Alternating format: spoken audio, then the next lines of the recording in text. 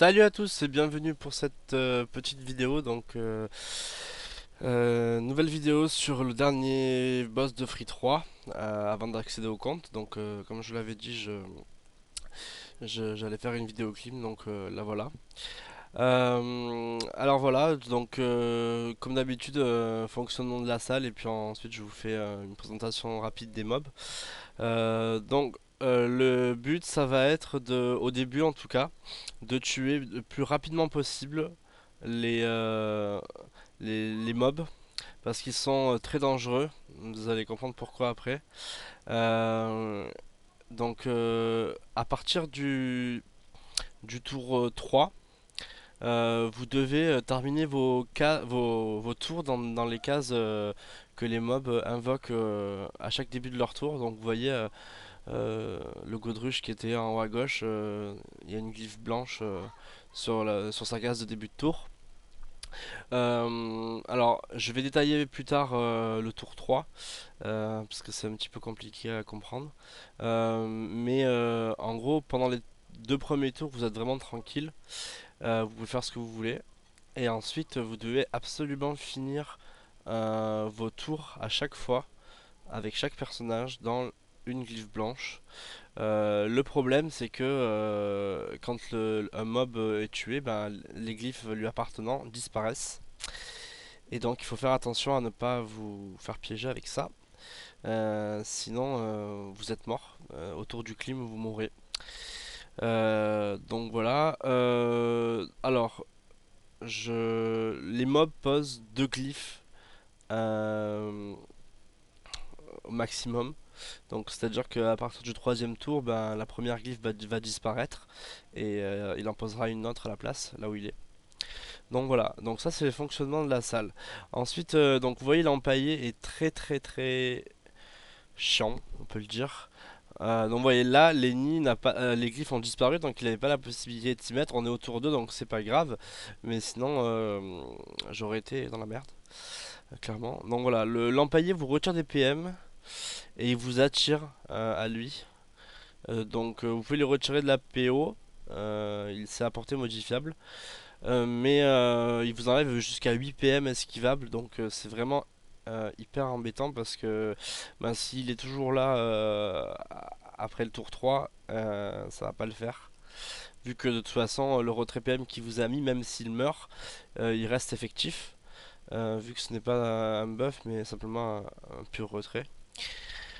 Alors, on est au tour 3, donc j'en profite pour détailler. Donc, vous voyez, euh, pour le panda, euh, il n'a pas besoin de finir dans une glyphe.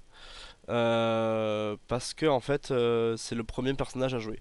Le premier personnage à jouer a droit à 3 tours pleins, donc 3 tours vraiment 3 tours où il n'a pas à se mettre dans une glyphe. Et ensuite c'est les seuls personnages, les personnages qui sont safe au niveau des glyphes au tour 3 sont les personnages qui sont juste après le, le premier mob qui a joué après le clim. Donc là, le Godruch a joué, Lenny et le SRAM n'ont pas besoin d'aller dans les glyphes. Par contre, le Yop, oui. Si j'avais tué le Godruch en premier, c'est pareil, le SRAM et Lenny auraient été safe. Par contre, à chaque fois, à moins que vous tuiez les deux mobs au tour 3, c'est ce que je fais quasiment ici, là, avec l'énigme. Je finis pas pour avoir les glyphes disponibles, mais voilà. Euh, vous devez tuer le plus rapidement possible les mobs avec le dernier des personnages obligatoirement finir dans une glyphe.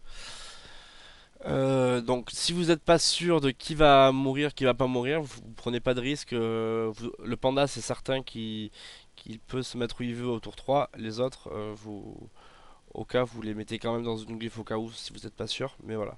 Vous allez sur internet si vous n'avez pas compris mon explication. Je suis désolé, je suis malade si je suis pas très clair, je m'excuse.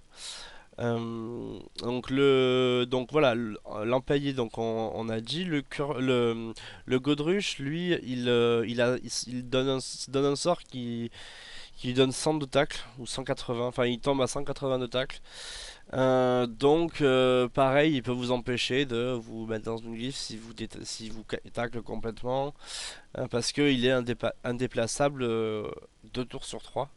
Donc les 2 premiers tours, et ensuite le quatrième, le cinquième, etc.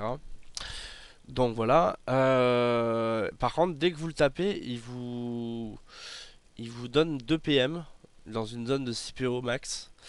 Donc du coup, ça peut être intéressant de le taper pour obtenir. Par contre, lui, il les gagne aussi. Attention à ça.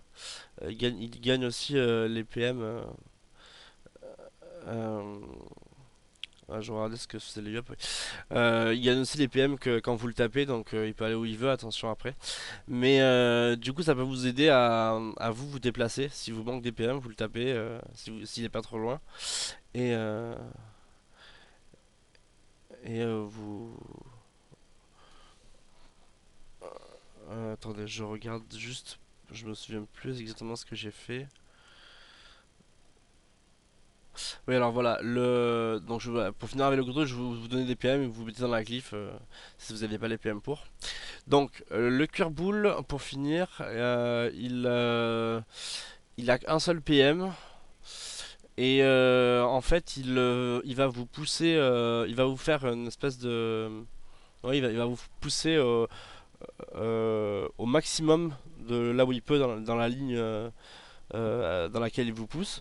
Donc c'est-à-dire s'il vous pousse dans les 3 cases du couloir, du bas là, même si vous êtes en haut de la map, il vous pousse tout en bas. Donc si vous n'avez pas les PM pour aller ensuite dans une glyphe, ben, vous mourrez.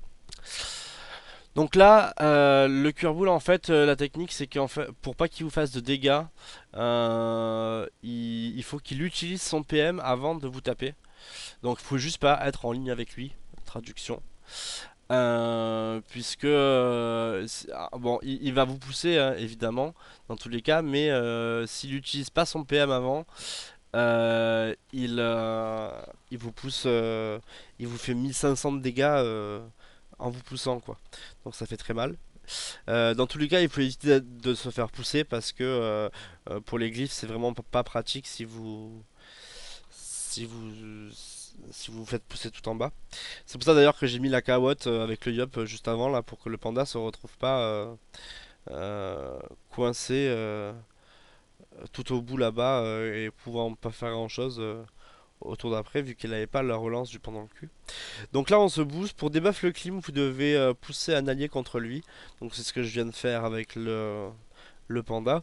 La technique, si vous n'êtes pas sûr de le tomber en un tour, parce qu'il y a quand même 27% de terre, donc si vous n'êtes pas sûr de le tomber en un tour, vous lui mettez des pressions, donc vous l'érodez, et, euh, et vous le soignez derrière, parce qu'en fait il fait pas mal de base, mais il fait vraiment extrêmement mal dès que vous commencez à le taper, et quand il est low life c'est vraiment terrible, enfin il vous fait des 1500 x 3 quoi.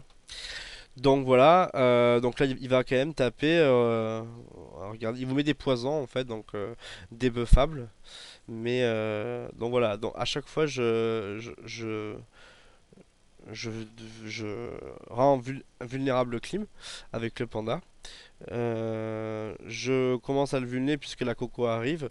Sachant vraiment que là pour cette tenta là on a réussi avec donc le SRAM c'est pas un de mes persos hein, c'est un pote à moi qui est dans ma guilde.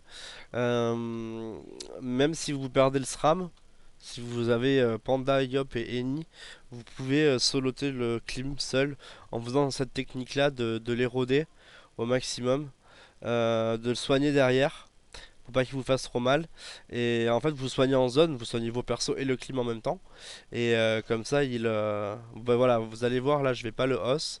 Du coup, là, je sais que je le os pas vu que j'ai mal calculé mon coup sur la destin. Du coup, je ne vais pas le taper plus que ça parce qu'il va vous faire, voilà, il fait très mal une fois qu'il est low life. Mais je savais qu'on était full vie, donc qu'on craignait pas grand chose. Donc on l'a fait en 2 tours, tout simplement.